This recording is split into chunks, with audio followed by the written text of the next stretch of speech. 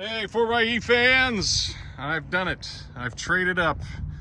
I've left the Wrangler 4XE behind, and I've got the Grand Cherokee 4XE now. No, I'm just kidding. I am actually at Dayton Chrysler Dodge Jeep and Ram in Dayton, Ohio. Actually, Trotwood, Ohio, but that's just semantics. And I'm actually outside of their awesome off-road course. If you're looking for a Jeep dealership that actually knows Jeeps, this is the place. They actually have their own off-road course. It's an awesome thing. They have events out here and everything, but I just wanted to do a little walk around of the Grand Cherokee 4XE because it's just awesome. It's an awesome vehicle. It looks like this one has some sort of, I'm getting distracted here by little things. It's got like a clear bra on here. I don't know if that's from the factory or if they've done that, but I just noticed that in case you noticed it was kind of funny around the letters like I did. And but anyway, we're going to look at this thing today and check it out. As you can see, it's got all the blue edging on the logo.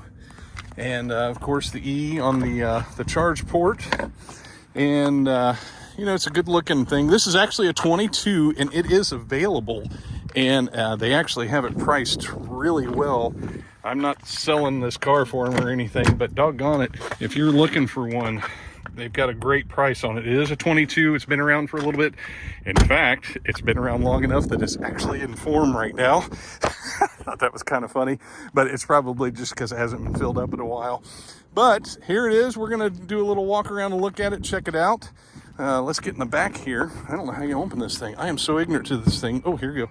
And, you know, as you can tell, it has a power gate. Those of us that have Wranglers are completely jealous about that sort of thing. It does have the amazing Alpine sound system and everything. Look at the back seat. Check that out. Does seem to have a good amount of room. Now, I have this seat scooted all the way back just because I'm tall and that's what I do. But you can see it's got a good amount of room in the back, and you've got the awesome sound system in here. So let's get inside and let's take a look at things without the vehicle running. As you can see, just like the Wrangler, we do have the different modes over here. The fuel release door, the headlights, all power, mirrors and everything.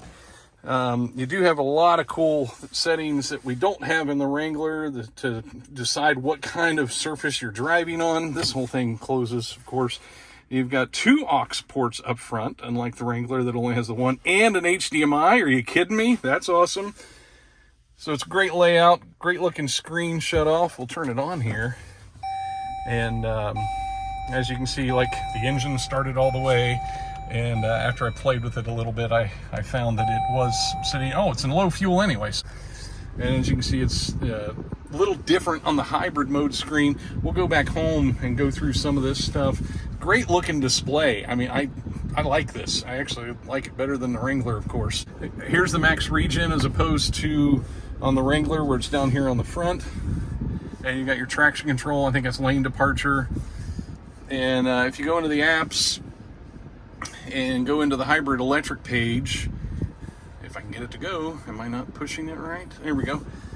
You have some, you know, the similar kind of things to what you have in the Wrangler. You have the power flow screen that tells you everything, and it gives you your driving history just like the Wrangler of how often you've driven hybrid versus electric. I do have to say I love this layout a lot better. I love how it feels, how it looks.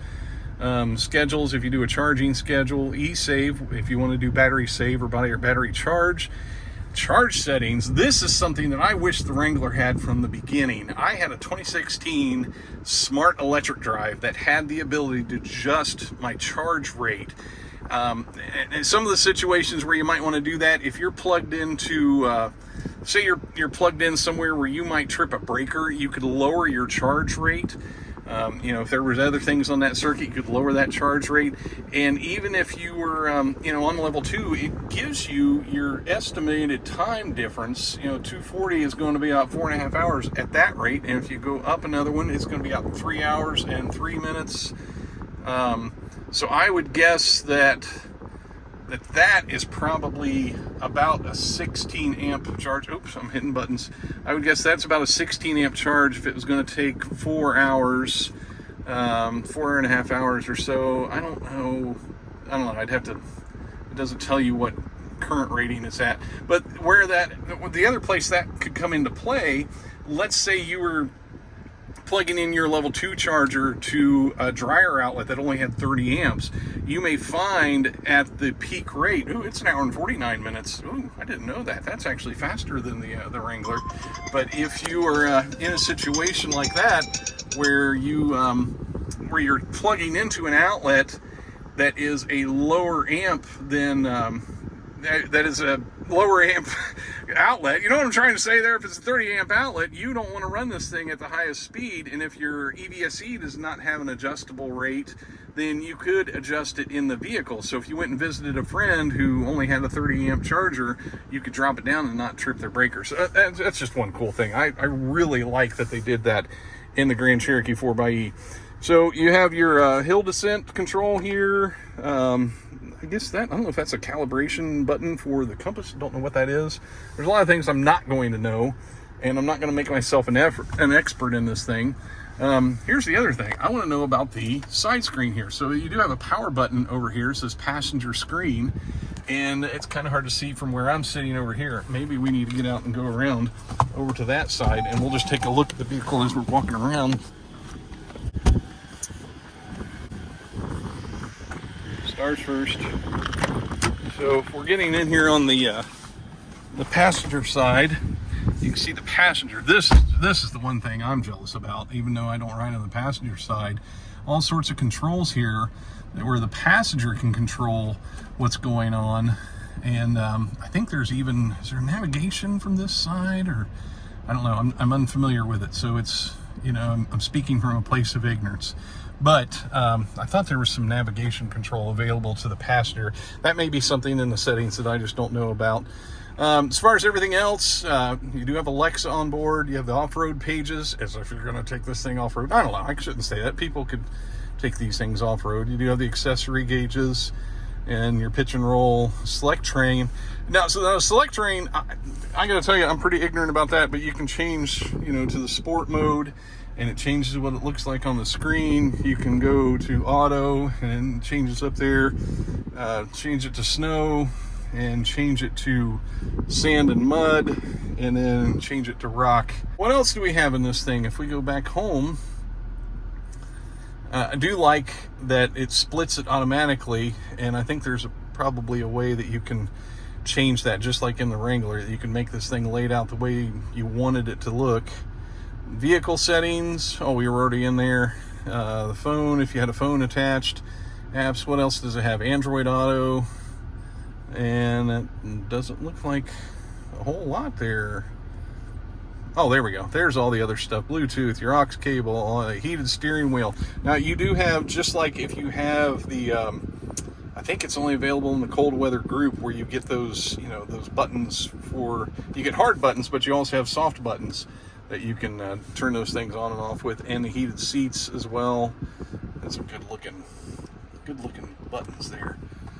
And what else? It has Sirius, of course, and all that kind of stuff. And you can, you got the big giant mute button, just like you have in the Wrangler 4xE, and the screen off setting.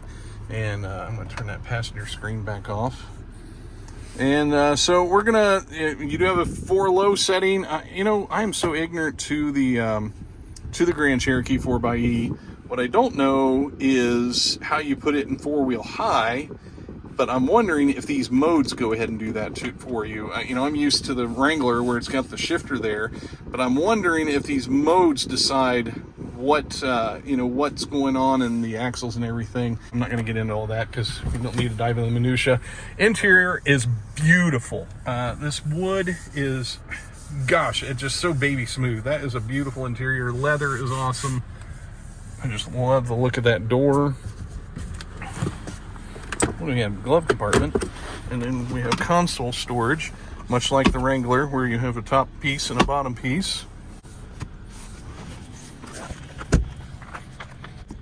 And I guess that's it. There it is. As you can see, it's beeping to let you know, hey, get out of the way. Don't bump your head. All right. So what do you say we take it out for a little drive and just see how it does on the road? I'm going to set this to auto just because I'm ignorant and I don't know what else to set it in.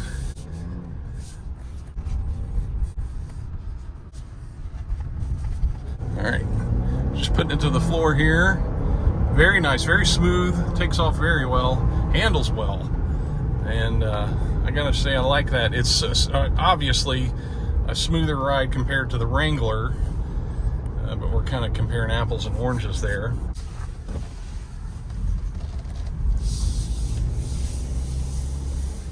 And we'll do this from a near dead stop here. We'll just take off. Just the slightest bit of lag in the beginning.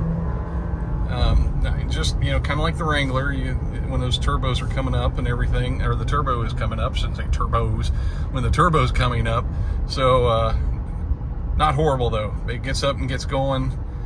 Very, very stable. It just feels connected to the road. And turns are good and smooth. It's, yeah, gosh, nice vehicle.